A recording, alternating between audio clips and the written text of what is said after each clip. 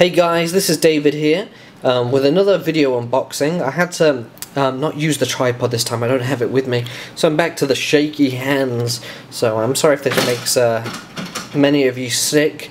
I believe my dog and cat just knocked over the Hoover. Anyway, we are going to be reviewing and unboxing the Bond 50 Blu-ray set. This is the US release. A very nice set. Not sure if it's what I expected. I, for one, expected it to be a lot bigger. This is the one with the grey Blu-ray bar, not the blue like the European release. Peel this off, and it's about yay big. A nice sturdy box. Let me move this over here. And I'm going to go for everything a little bit of detail. There have been, if you've been like me and you like these unboxing videos, you've probably kind of searched for this one already. There's been some really weird Bond 50 unboxing videos. We've got some, obviously some European countries have got it before the USA. There's a weird video of, it's just silence and the guy's like tearing it off. He's got really hairy arms, and hey, he's a Bond fan, what can I say? Can't knock him, but it was kind of creepy. So this one's kind of detailing everything. Nice case here. On the back, once the package is turned off, you've got the 50 years of Bond logo here. As you can see, big fingerprint magnet. Gonna have to kind of wash this, well, not wash it, but kind of clean it off every time I'm done with it. Bit OCD about those kind of little things. On the front of the case, we got all the Bonds here. I don't know why they've got this order, it's really bizarre. You've got Roger Moore and Timothy Dalton at the end, Connery and Lazenby, and then you've got Daniel Craig and Pierce Brosnan. I don't know why it's like that. Obviously, Craig, being the current Bond, will want to be somewhere in the centre, but Timothy Dalton on the end is just bizarre. And this whole design down the middle, it's cool, but once again, it's why isn't it even? It's a bit odd. Anyway, when you open this up, or slide it out even, you get two books, which are these down here. You've got Bond 50 and Bond 50 Gold, Bond 50 Silver. Both of them have different decades Bonds. You've got 1962 to 1981, 1983 to 2012.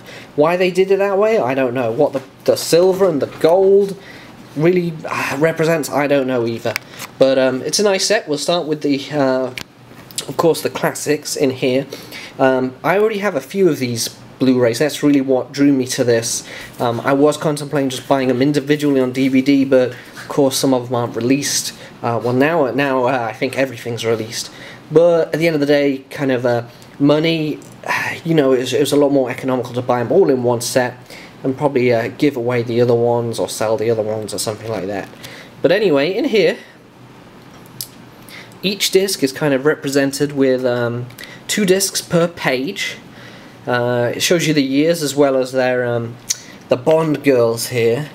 And as I go through this, I'll probably kind of this is kind of my first time flicking through this, so I'll give you my opinion on how things are laid out as well as go over the films themselves. In this one, you get Dr. No and From Russia with Love.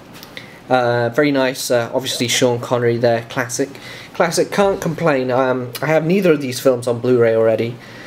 Not my favourite Sean Connery's. From Russia with Love, fantastic film, but of course my favourite Connery is probably Goldfinger.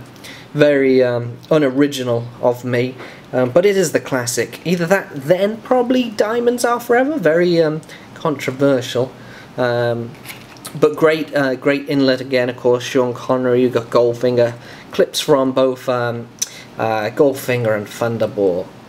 On the third page here, we got Lazenby, which is a nice change. Of course, You Only Live Twice on Her Majesty's Secret Service, Lazenby's only Bond film, and I like the movie. I really like it. You know, Bond gets married, great. And I haven't seen, in fact, the only films out of this kind of part which I do have on Blu-ray already is Goldfinger. So I haven't seen any of the restorations, but if it's anything to go by, I've got License to Kill, Goldfinger, fantastic so far.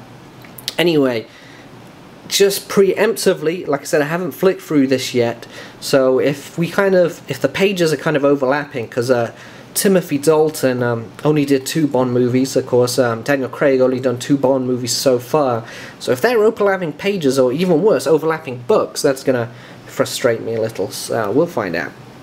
Anyway, we go on to Roger Moore. George Lazenby, of course, my favourite George Lazenby film is On Her Majesty's Secret Service, as I don't have much of a choice. Roger Moore. We start off with, oh, in fact, of course, we have Diamonds Are Forever, the final Connery film there. Already we're kind of overlapping, but not, you know, you've got George Lazenby in between them anyway, so can't really complain once again. We go to Roger Moore anyway with Live and Let Die. Kind of a good intro, kind of what to expect of Roger Moore. Of course with Paul McCartney and Wings soundtrack and song. After that we go into The Man with the Golden Gun and The Spy Who Loved Me. Probably my second favourite, Alan Partridge's favourite Bond movie, but my favourite Roger Moore is probably A View to a Kill. Not very well loved, but if you're a Bond fan you'll love it anyway, I guess. Moving on, we got Moonraker, For Your Eyes Only. We're kind of going into that 80s, weird 80s Roger Moore, and the final page of this book. So we're leaving Roger Moore, and we're going to open up to more Roger Moore on the golden book here. Here we go, Christopher Walken there. We got Octopussy and A View to a Kill. Alright, and Dalton. Both Daltons are on the same page. Very nice. I like it. Probably, out of all the Bonds, probably my favourite Bond. I love License to Kill. Don't know what it is about it. It's just such a good movie. Living Daylights was very hard to get a hold of in England for a time. It was, I guess, during kind of the Afghanistan war, it wasn't in production. So it's good to see in the collection, of course. And of course, we've gone to Pierce Brosnan.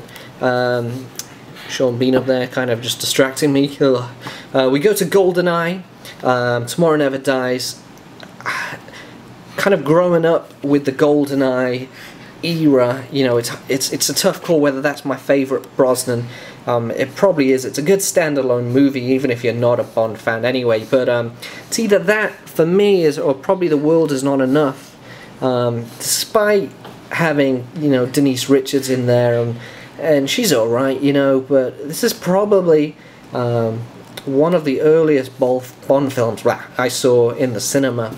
1999, I must have been 11 at the time, and it makes me, although I'm 24 right now, it makes me seem like a younger fan if I've only seen 4 of the movies in the cinema when they are on their original release anyway. Die Another Day.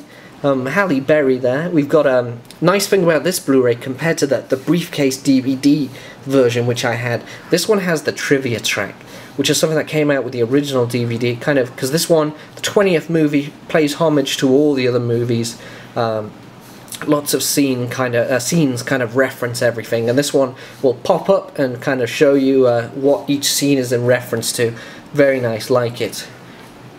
And of course, we go over to Daniel Craig with Casino Royale, Quantum of Solace. 2 great Blu-rays. I already have these 2 on Blu-ray individually, and I will keep those, as there are more special features on the individual Blu-rays than on here, which is a little bit of a shame, but still, with over 150 hours, I think, special features can't go wrong. After that, the final page, we've got all the Bonds lined up, and nice thing that the briefcase version didn't have is the placeholder for Skyfall.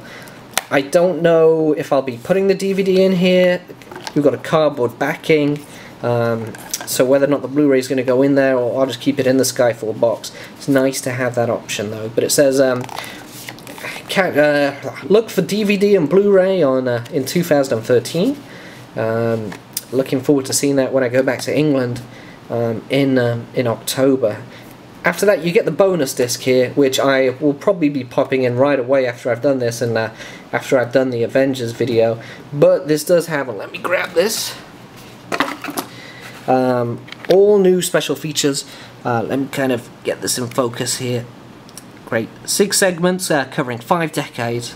Going to be good to kind of see all this, give it a few more insights. We've got a couple of Skyfall video blogs, as well as all the actors' portrayals of Bond and kind of their interviews, and another kind of featurette, probably an extra hour or so of goodies there to be watched. But anyway, that's the set. I was expecting it to be a lot bigger. Still, it's nice. I got this at Best Buy. Of course, being an employee, can't knock it. That's where I got the Avengers as well, and it will look really nice on my collection. It's a shame about a few things. No leaflet, no book, which kind of goes over all the special features in there. That would have been really nice, but still a very nice collection for any Bond fan. And I hope you enjoyed this review, and I hope you'll be picking this up.